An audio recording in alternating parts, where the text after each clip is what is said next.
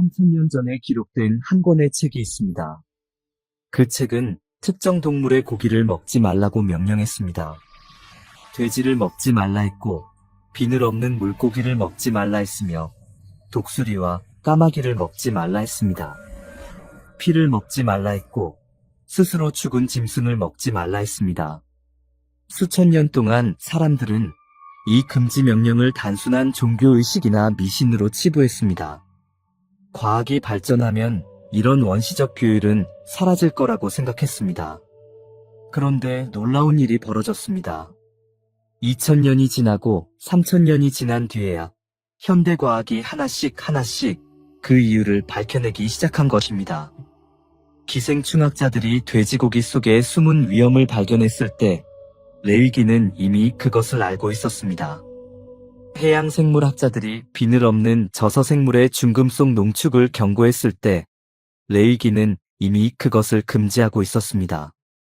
혈액학자들이 동물의 피 속에 존재하는 병원체의 위험성을 논문으로 발표했을 때 레위기는 이미 수천 년 전에 피를 먹지 말라고 선언한 상태였습니다. 오늘 여러분과 함께 이 놀라운 이야기를 처음부터 끝까지 추적해 보겠습니다. 레위기 11장과 신명기 14장에 기록된 음식 규정들을 하나씩 펼쳐놓고 현대과학이 2000년 후에야 도달한 결론과 나란히 비교해 보겠습니다. 이 여정이 끝날 때쯤 여러분은 한 가지 질문 앞에 서게 될 것입니다. 과연 이 책을 쓴 분은 누구인가?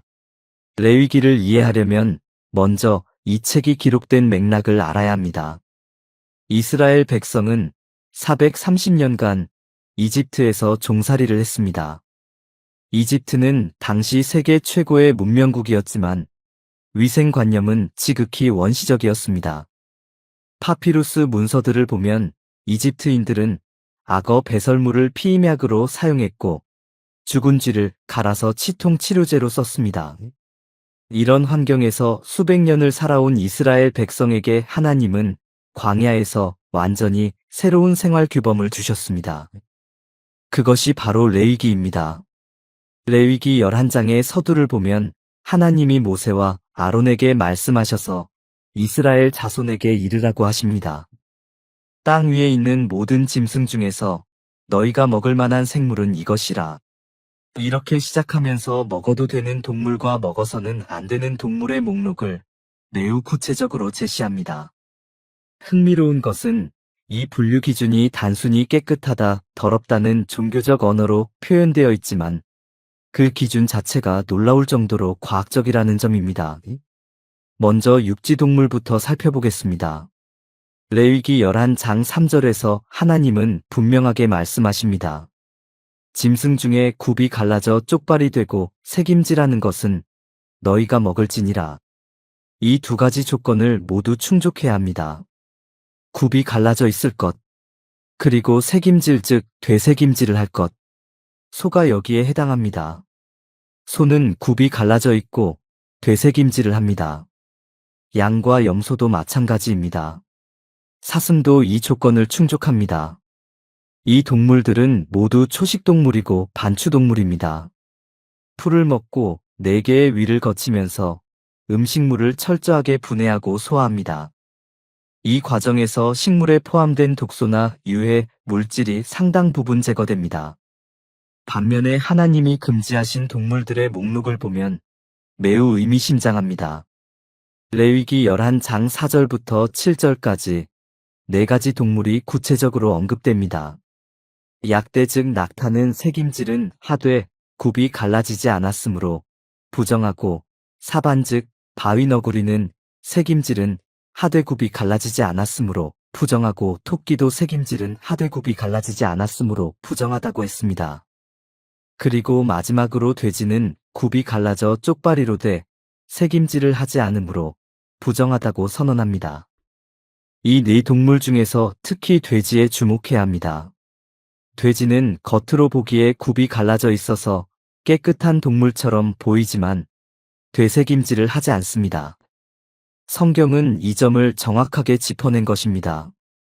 현대 과학은 돼지고기의 위험성에 대해 무엇이라 말할까요? 2000년이 넘는 세월 동안 유럽과 아시아에서 수많은 사람들이 돼지고기를 통해 감염된 질병이 있습니다. 바로 선모충증입니다. 영어로 트리키노시스라고 부르는 이 질병은 트리키넬라 스피랄리스라는 기생충에 의해 발생합니다. 이 기생충의 유충은 돼지의 근육 조직 안에 캡슐 형태로 숨어 있다가 인간이 덜 익힌 돼지고기를 먹으면 소장에서 깨어나 성충으로 자라고 다시 유충을 낳아 혈류를 타고 온몸의 근육으로 퍼져나갑니다. 근육통과 발열이 시작되고 심한 경우 심장 근육이나 뇌를 침범하여 사망에 이를 수 있습니다. 이 기생충이 과학적으로 발견된 것은 1835년 영국의 의학자 제임스 패짓에 의해서였습니다. 그런데 레위기는 이미 기원전 1400년경에 돼지를 먹지 말라고 명령한 것입니다. 3200년의 시간 차이가 있습니다. 돼지고기의 문제는 선모충만이 아닙니다. 돼지는 갈고리촌충의 중간 숙주이기도 합니다. 테니아 솔리움이라 불리는 이 촌충은 돼지의 근육에 낙미충 형태로 기생하다가 인간의 소장에서 성충으로 자라면 길이가 2m에서 7m에 이릅니다. 더 심각한 것은 낙미충증입니다. 촌충의 알이 혈류를 타고 뇌에 도달하면 신경낙미충증이 발생하는데 이것은 개발도상국에서 간질 발작의 주요 원인 중 하나입니다. 세계보건기구의 2023년 보고서에 따르면 전 세계적으로 약 5천만 명이 신경낙미충증의 영향을 받고 있으며 이 중 상당수가 돼지고기 소비와 직접적으로 연관되어 있습니다. 또한 돼지는 인수공통 감염병의 온상이라는 점에서도 주목해야 합니다. 2009년 전 세계를 공포에 빠뜨린 신종 인플루엔자 H1N1는 돼지 인플루엔자 바이러스가 변이를 일으킨 것이었습니다. 돼지는 조류 인플루엔자 바이러스와 인간 인플루엔자 바이러스가 동시에 감염될 수 있는 독특한 생물학적 특성을 가지고 있어서 바이러스 학자들은 돼지를 혼합용기라고 부릅니다. 서로 다른 종의 바이러스가 돼지 체내에서 유전자를 교환하여 완전히 새로운 변종 바이러스를 만들어낼 수 있다는 뜻입니다. 3000년 전 레위기의 저자가 바이러스학을 알았을 리 없습니다. 그런데도 돼지를 금지한 것입니다. 여기서 한 가지 짚고 넘어가야 할 것이 있습니다. 혹자는 이렇게 반문합니다. 현대에는 위생적으로 사육하고 충분히 가열 조리하면 돼지고기도 안전하지 않느냐고. 물론 현대 축산업의 발전으로 선모충 감염률은 크게 줄었습니다. 하지만 완전히 사라진 것은 아닙니다. 미국 질병통제예방센터의 자료에 따르면 미국에서도 여전히 매년 선모충증 사례가 보고되고 있고 유럽에서도 방목돼지나 야생 멧돼지를 통한 감염이 지속적으로 발생하고 있습니다. 그리고 돼지고기에는 기생충 문제 외에도 현대 영양학이 주목하는 또 다른 특성이 있습니다. 돼지의 지방 조성입니다. 돼지는 반추동물이 아니기 때문에 먹이의 지방산 구성이 거의 그대로 체내 지방에 반영됩니다. 곡물 사료로 사육된 돼지의 지방에는 오메가6 지방산의 비율이 매우 높은데 이것은 체내 염증 반응을 촉진하는 것으로 알려져 있습니다. 반면에 레위기가 허용한 소나 양 같은 반추동물의 지방에는 공액리놀레산과 같은 항염증 지방산이 상대적으로 풍부합니다. 돼지의 소화 구조 자체도 생각해 볼 필요가 있습니다. 소는 4개의 위를 가지고 있어서 음식물이 완전히 소화되는데 약 24시간이 걸립니다. 이 긴 소화 과정에서 식물에 포함된 독소와 유해 물질이 상당 부분 분해되고 제거됩니다. 그러나 돼지는 위가 하나뿐이고 소화 시간이 약 4시간에 불과합니다. 먹이에 포함된 독소가 충분히 제거되지 않은 채 근육과 지방에 축적될 가능성이 높습니다. 돼지는 잡식성이어서 쓰레기를 포함하여 거의 모든 것을 먹는데 이러한 식성과 짧은 소화 시간의 조합은 돼지고기의 독소 축적 위험을 높이는 요인입니다. 이제 바다와 강의 생물로 넘어가겠습니다. 레위기 11장 9절과 10절에 이런 말씀이 있습니다. 물에 있는 모든 것 중에서 바다에나 강에나 무릇지느러미와 비늘 있는 것은 너희가 먹을 것이요. 물에서 움직이는 모든 것과 물에서 사는 모든 것 중에 지느러미와 비늘 없는 것은 너희에게 가증한 것이니. 이 규정에 따르면 연어, 참치, 도미, 고등어 같은 생선은 먹을 수 있습니다. 이 물고기들은 모두 지느러미와 비늘을 가지고 있습니다. 반면에 새우게, 랍스터 같은 갑각류와 조개, 굴, 홍합 같은 폐류, 그리고 문어, 오징어 같은 연체동물과 장어메기 같은 비늘 없는 물고기는 모두 금지됩니다. 이 분류가 왜 과학적으로 의미가 있는지 하나씩 살펴보겠습니다. 먼저 조개와 굴, 홍합 같은 이메폐류에 대해 이야기해 보겠습니다. 이 생물들은 역과 섭식자입니다. 영어로 필터 피더라고 합니다. 물속에서 물을 빨아들이고 그 안에 포함된 미세한 유기물을 걸러서 먹고 다시 물을 내보냅니다. 굴 한 마리가 하루에 여과하는 물의 양은 약 200리터에 달합니다. 문제는 이 여과 과정에서 물속의 세균과 바이러스와 중금속과 화학 오염 물질이 조개의 체내에 고도로 농축된다는 점입니다. 미국 식품의약국의 자료에 따르면 날 것으로 섭취한 굴에 의한 비브리오 벌리피쿠스 감염은 치사율이 약 50%에 이릅니다. 이것은 극히 높은 수치입니다.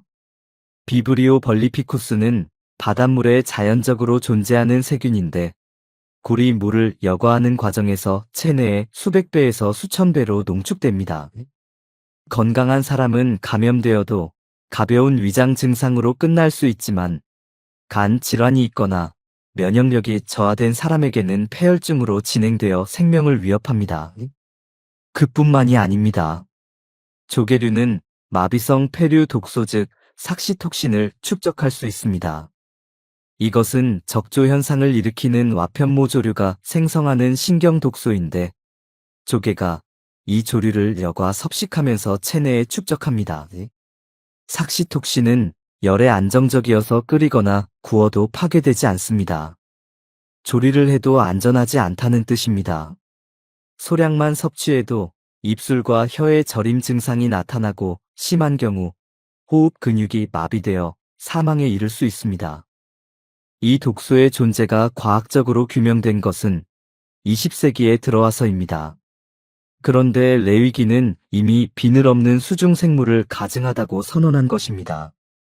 새우와 게와 랍스터 같은 갑각류도 마찬가지입니다. 이 생물들은 바다의 청소부라고 불립니다.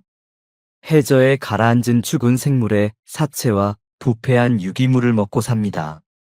바다의 쓰레기 처리반인 셈입니다.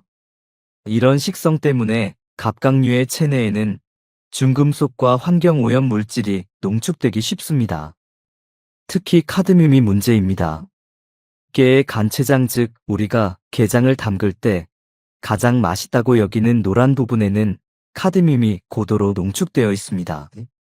카드뮴은 반감기가 10년에서 30년에 이르는 중금속으로 한번 체내에 축적되면 쉽게 배출되지 않으며 신장 손상과 골다공증을 유발합니다. 일본의 이타이이타이병이 카드뮴 중독으로 인한 것이었다는 사실은 잘 알려져 있습니다. 메기와 장어처럼 비늘이 없는 민물고기도 살펴볼 필요가 있습니다. 이 물고기들은 대부분 저서성 어류로 강이나 호수의 바닥에서 진흙 속의 유기물을 먹고 삽니다. 수질 오염의 영향을 가장 직접적으로 받는 위치에 있는 것입니다. 미국 환경보호청의 어류 조직 오염 모니터링 데이터를 보면 메기와 장어의 체내, 수은 및 PCB 농도가 비늘 있는 어류에 비해 유의미하게 높게 나타납니다. 비늘 자체가 일종의 보호막 역할을 하여 수중 오염 물질의 체내, 유입을 어느 정도 차단한다는 연구 결과도 있습니다. 비늘이 있느냐 없느냐는 단순한 외형의 차이가 아니라 그 생물의 오염 물질 축적 수준과 관련이 있었던 것입니다. 여기서 잠시 생각해 봅시다. 3000년 전에는 수은이 무엇인지도 몰랐습니다. 카드뮴이라는 원소가 발견된 것도 아직 3000년이나 남은 먼 미래의 일이었습니다. 비브리오 벌리피쿠스라는 세균이 현미경으로 관찰되려면 수천 년을 더 기다려야 했습니다.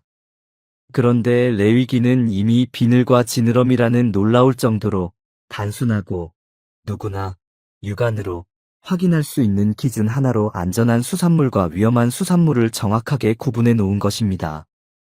이것을 어떻게 설명할 수 있을까요? 이제 하늘에 새로 넘어갑니다. 레위기 11장 13절부터 19절까지 먹지 말아야 할 새의 목록이 나옵니다. 독수리, 솔개매, 어떤 종류의 까마귀, 타조, 다우마스, 갈매기, 어떤 종류의 매, 올빼미, 가마우지, 부엉이, 흰 올빼미, 사다새, 독수리, 황새, 어떤 종류의 외가리, 대승이, 박쥐.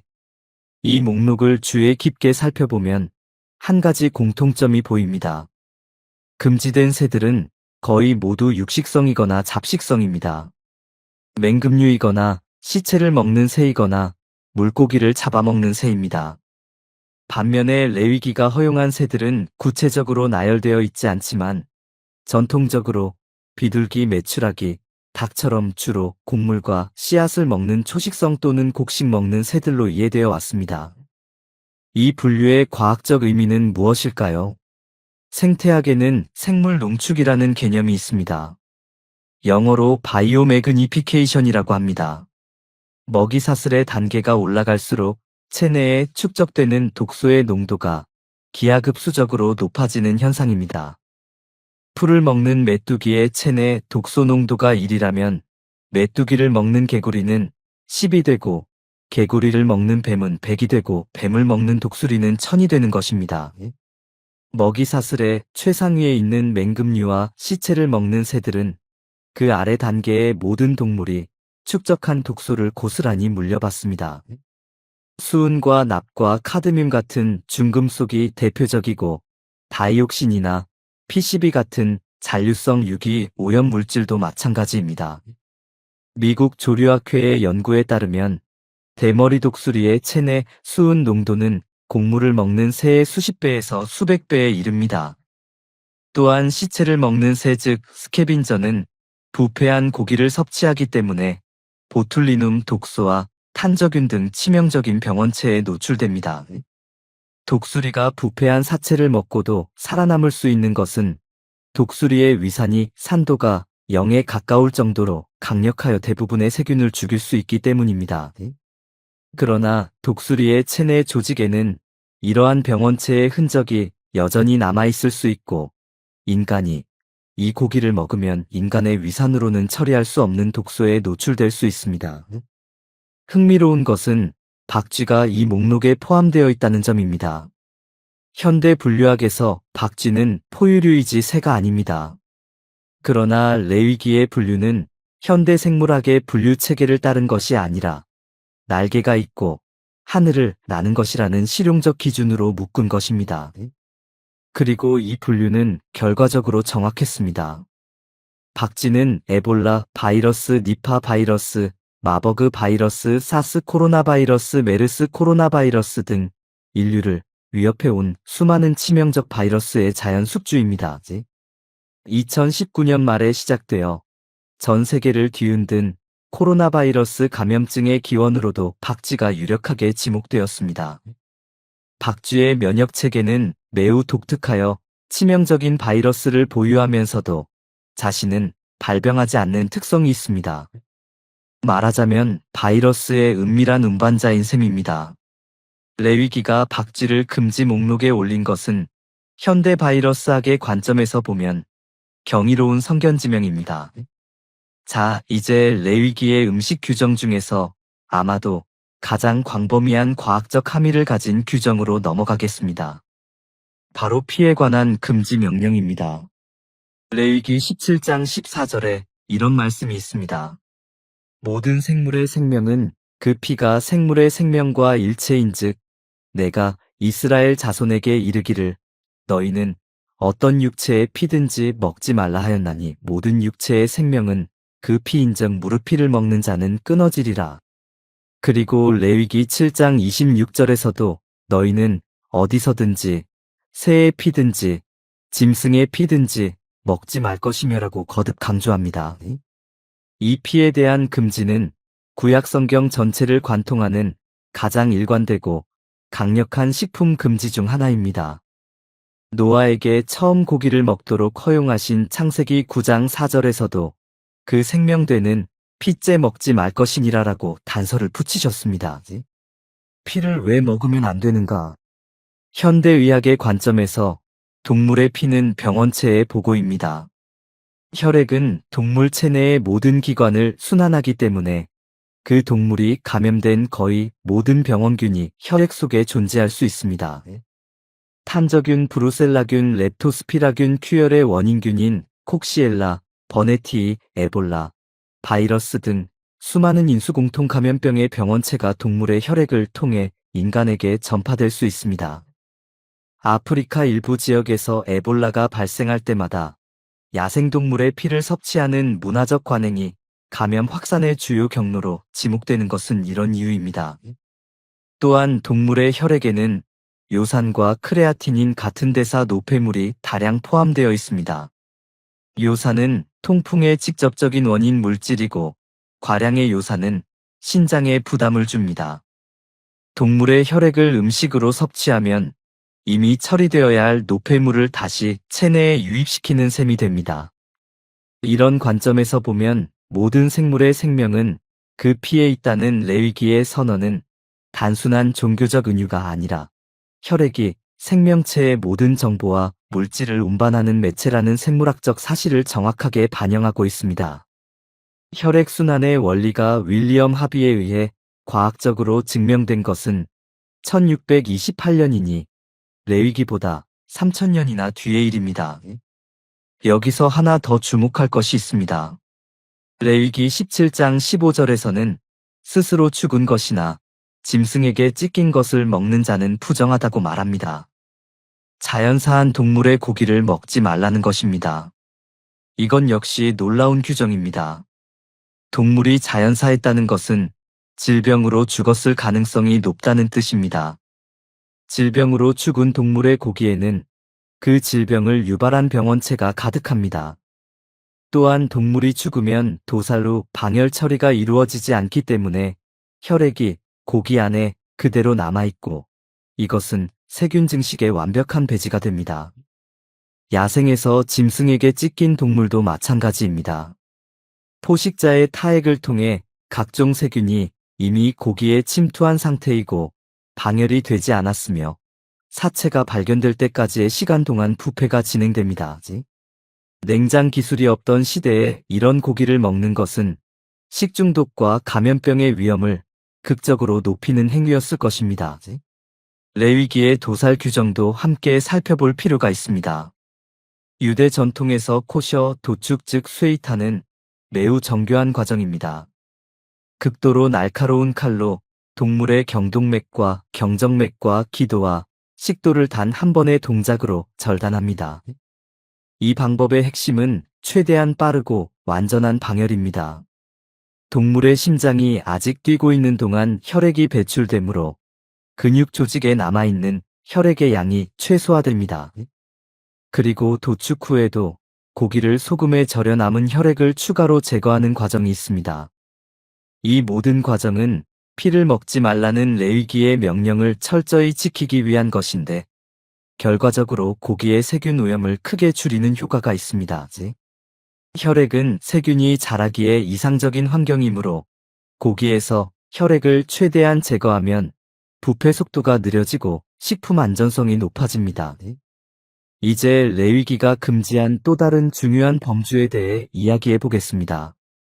기는 것 즉 기어다니는 생물입니다.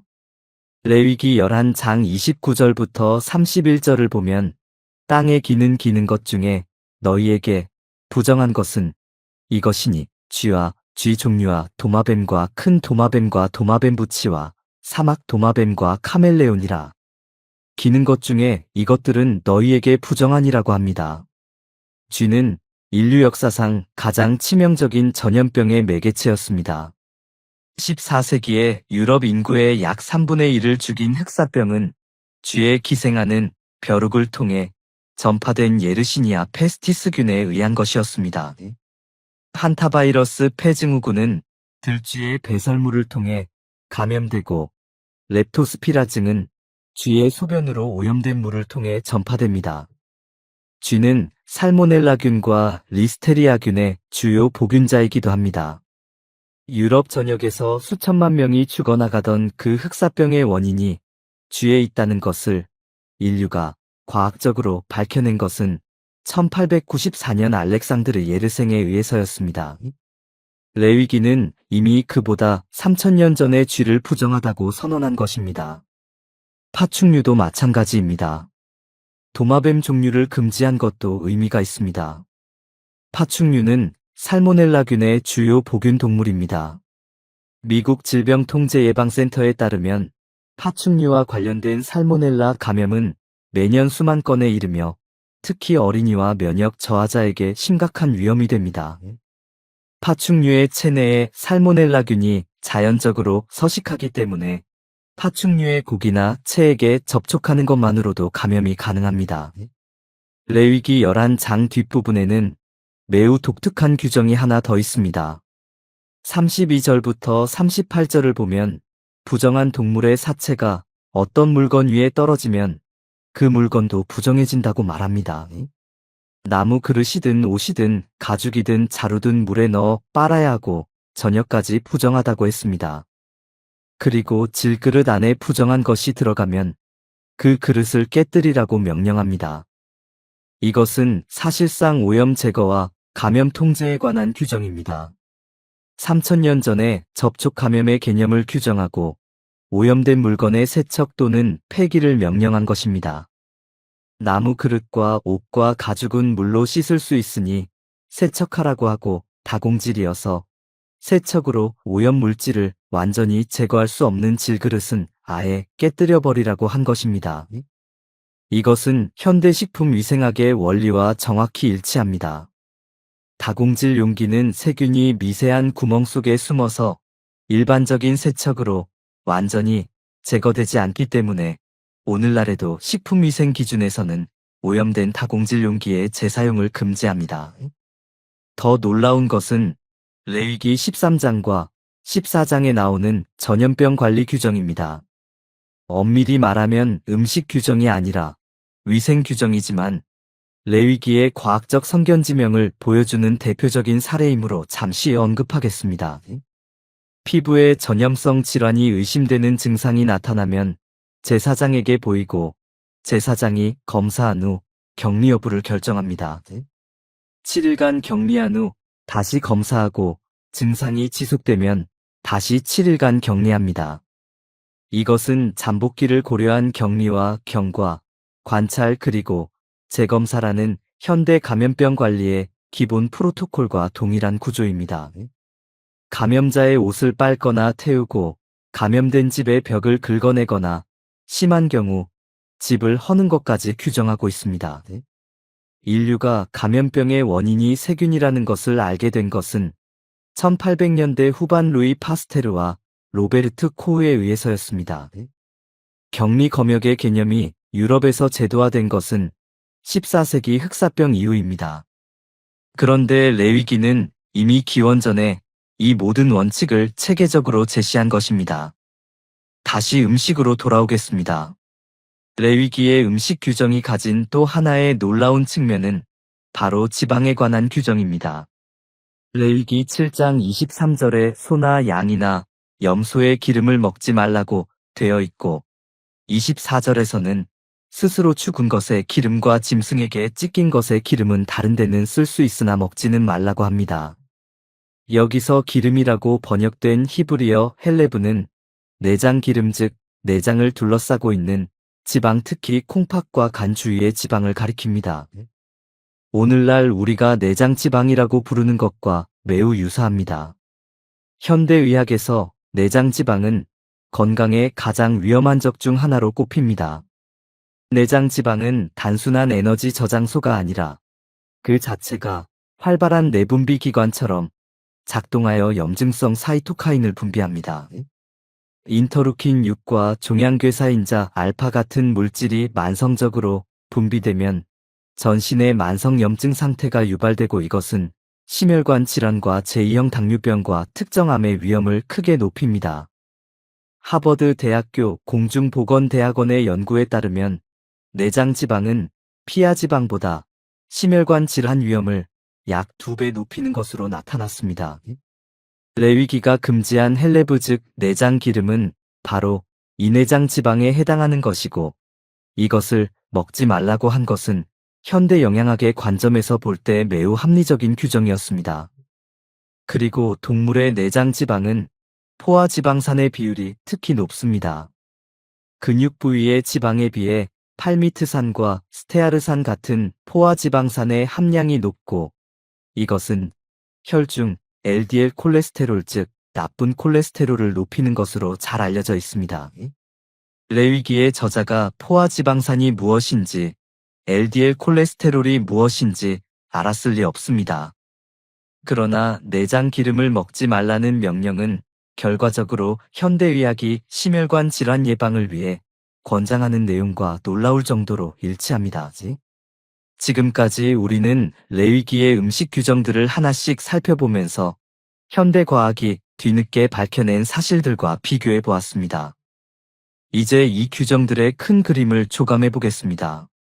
레위기가 먹도록 허용한 동물들의 공통점은 무엇이고 금지한 동물들의 공통점은 무엇일까요? 먹을 수 있는 동물들을 보면 소양, 염소, 사슴은 모두 초식성 반추동물입니다. 비늘 있는 물고기는 대부분 개방된 수역에서 활발하게 유영하는 어류입니다. 먹을 수 있는 새는 주로 곡물과 씨앗을 먹는 조류입니다. 이 동물들의 공통점은 먹이 사슬의 하위에 위치하거나 중간 정도에 위치하며 독소의 생물 농축이 상대적으로 적다는 것입니다. 또한 이 동물들은 대부분 근육 조직이 발달하여 양질의 단백질을 제공하고 기생충과 병원체의 축적이 상대적으로 적습니다.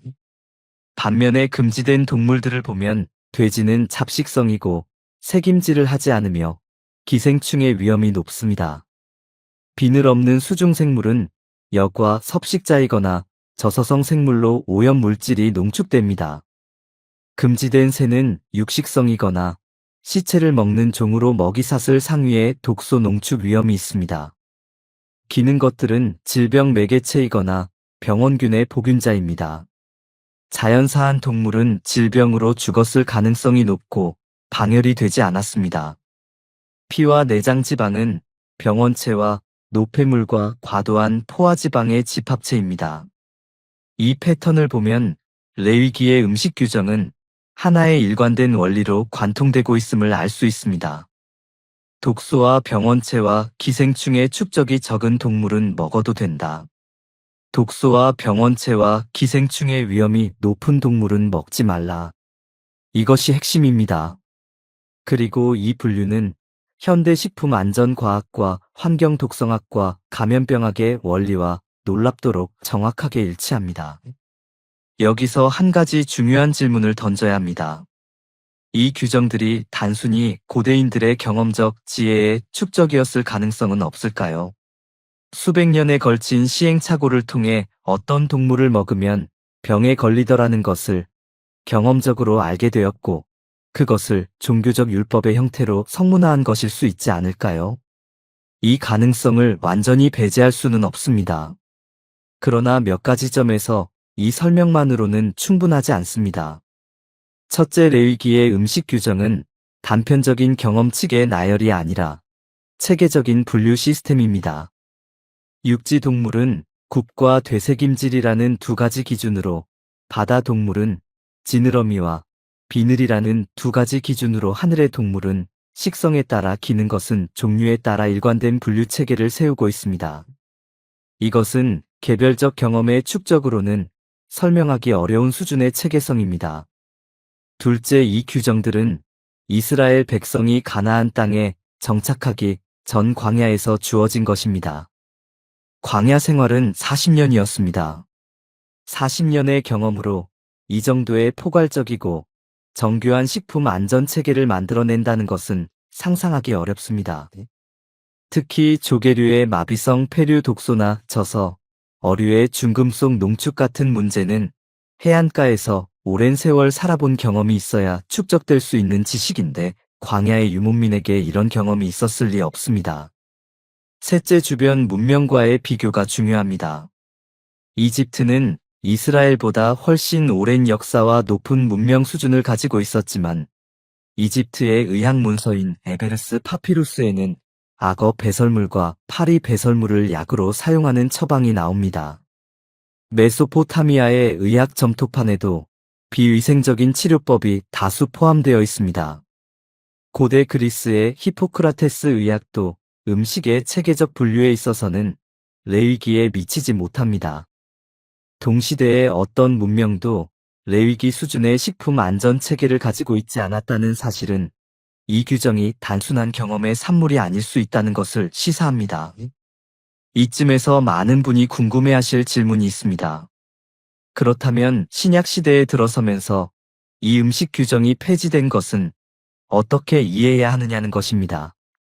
사도행전 10장에서 베드로가 환상 중에 보자기에 담긴 각종 동물을 보고 하나님이 잡아먹으라 하셨을 때 베드로가 주여 그럴 수 없나이다 속되고 깨끗하지 아니한 물건을 내가 언제든지 먹지 아니하였사옵니다라고 대답합니다.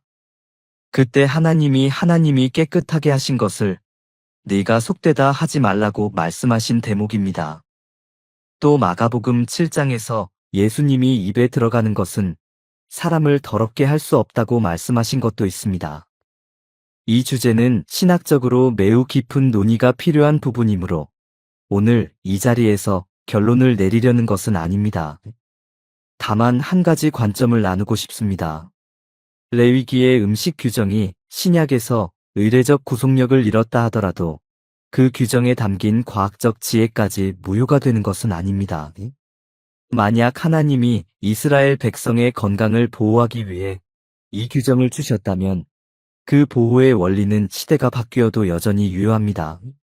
돼지고기의 기생충 위험이 신약 시대에 접어들면서 사라진 것이 아니고 조개류의 중금속 농축이 예수님의 십자가 사건 이후에 멈춘 것도 아닙니다. 음식 규정의 의례적 측면과 건강적 측면을 구분하여 이해하는 지혜가 필요합니다. 실제로 오늘날 세계적으로 주목받고 있는 건강식단들을 보면 레위기의 원칙과 놀라울 정도로 겹치는 부분이 많습니다. 지중해식 식단은 세계보건기구와 미국 심장학회가 추천하는 최고의 심혈관 건강식단인데 그 핵심은 올리브 오일과 생선과 통곡물과 과일과 채소입니다. 레위기가 허용한 비늘 있는 생선과 곡물과 과일이 지중해식 식단의 중심에 있습니다. 클린 이팅이라는 현대 식단 운동은 가공식품을 피하고 자연 상태에 가까운 식품을 먹자는 것인데 이것은 레위기의 정신과 정확히 일치합니다. 세계 5대 장수 마을인 블루존의 식단 분석을 보면 이 마을 사람들이 주로 먹는 것은 콩류와 통곡물과 채소와 과일과 소량의 생선이며 돼지고기와 가공육의 소비는 극히 적습니다. 여기서 한 걸음 더 나아가 보겠습니다. 2015년 세계보건기구 산하국제암연구소는 가공육을 1군 발암물질로 분류했습니다. 1군 발암물질이라는 것은 인체에 암을 유발한다는 충분한 과학적 근거가 있다는 뜻입니다. 햄, 소시지, 베이컨 같은 가공육이 대장암의 위험을 높인다는 것이 공식적으로 선언된 것입니다. 또한 붉은 고기 전체를 2A군 즉 발암 가능 물질로 분류했습니다. 이것은 레위기의 음식 규정과 직접적으로 연결되는 것은 아니지만 현대 과학이 음식의 위험성에 대해 점점 더 많은 것을 밝혀내고 있고 그 방향이 수천 년 전 성경의 원칙과 수렴하고 있다는 점에서 의미가 있습니다. 레위기의 규정 중에서 현대에 더욱 절실하게 와닿는 것이 있습니다. 바로 음식의 오염 방지에 관한 규정입니다. 레위기 11장 34절에 보면 먹을 만한 음식물에 그 물이 들어가면 부정해질 것이라고 합니다. 음식이 오염된 물과 접촉하면 그 음식도 오염된다는 것입니다. 35절에서는 부정한 동물의 사체가 위에 떨어진 것은 다 부정하니 화덕이든지 소치든지 깨뜨리라고 합니다. 오염된 사체가 접촉한 조리기구를 폐기하라는 것입니다. 이것은 현대식품위생의 교차오염 방지 원칙과 동일합니다. 도마 하나에서 생고기를 자르고 같은 도마에서 채소를 자르면 안 된다는 것을 우리는 식품위생 교육을 통해 배웁니다. 레위기는 3000년 전에 이미 이 원리를 가르치고 있었습니다. 또 하나 인상적인 것은 레위기의 곤충에 관한 규정입니다. 레위기 11장 22절에서 23절을 보면 날개가 있고 네 발로 기어다니는 곤충 중에서 먹을 수 있는 것은 그 다리에 뛰는 다리가 있어서 땅에서 뛰는 것이라고 합니다. 메뚜기 종류와 배짱이 종류와 귀뚜라미 종류는 먹어도 된다고 허용하면서 그 외의 곤충은 금지합니다. 흥미롭게도 2020년대 들어 유엔 식량농업기구가 미래 식량 자원으로 적극 추천하고 있는 식용 곤충이 바로 메뚜기와 귀뚜라미입니다. 이 곤충들은 단백질 함량이 높고 지방산 조성이 양호하며 사육 과정에서의 온실가스 배출이 가축에 비해 극히 적습니다. 레위기가 허용한 곤충들이 3000년 후 현대 식량과학이 미래 단백질원으로 주목하는 바로 그 곤충들인 것입니다. 자, 지금까지 우리는 정말 긴 여정을 함께 걸어왔습니다. 레위기 11장과 관련 규정들을 하나씩 펼쳐놓고 현대과학의 렌즈를 통해 바라보았습니다. 돼지고기의 기생충 문제와 바이러스 위험을 보았고, 비늘 없는 수중생물의 오염물질 농축을 보았고, 맹금류와 시체 먹는 새의 생물 농축 위험을 보았고, 피해 병원체 위험을 보았고, 내장지방의 심혈관 위험을 보았고, 접촉 오염의 방지 원칙을 보았고, 격리와 검역의 원리까지 보았습니다. 그리고 이 모든 것이 기생충학, 바이러스학, 환경독성학, 혈액학, 영양학, 식품위생학, 감염병학이라는 현대 과학의 여러 분야가 수천 년의 연구 끝에 도달한 결론과 놀라울 정도로 일치한다는 것을 확인했습니다. 이제 마지막으로 하나의 관점을 나누고 이 이야기를 마무리하겠습니다. 레위기의 음식 규정을 어떻게 이해하느냐에 대해서는 여러 입장이 있을 수 있습니다. 어떤 분은 이것을 문자 그대로 지금도 지켜야 할 율법으로 봅니다. 어떤 분은 신약의 가르침에 따라 의례적 구속력은 없지만 건강의 원리로서 참고할 가치가 있다고 봅니다. 또 어떤 분은 이것을 순전히 고대의 문화적 산물로 봅니다. 어떤 입장을 취하든 한 가지는 부정하기 어렵습니다. 3000년 전에 기록된 이 규정들이 현대 과학과 이토록 정확하게 일치한다는 것은 보통 일이 아닙니다. 인류 문명의 역사에서 이집트 문명도, 메소포타미아 문명도, 그리스 문명도, 로마 문명도 이런 수준의 식품 안전 체계를 가지고 있지 않았습니다. 현미경이 없던 시대에 세균을 알 수 없었고, 화학 분석이 없던 시대에 중금속 농축을 알 수 없었고, 역학조사가 없던 시대의 매개체 전파를 알 수 없었습니다. 그런데 한 권의 책이 이 모든 것을 정확하게 예견하듯 기록하고 있었습니다. 비늘이라는 간단한 기준 하나로 안전한 생선과 위험한 수중생물을 나누었고, 되새김질이라는 기준 하나로 기생충 위험이 낮은 육류와 높은 육류를 나누었고, 식성이라는 기준 하나로 독소 농축이 적은 새와 많은 새를 나누었습니다. 이것을 우연으로 설명하기에는 그 일치의 범위가 너무 넓고 그 정확도가 너무 높습니다. 경험의 축적으로 설명하기에는 동시대의 어떤 문명에서도 비견할 만한 체계가 없습니다. 그렇다면 남는 가능성은 하나입니다. 이 규정의 배후에는 인간의 지식을 초월한 지혜가 있다는 것입니다.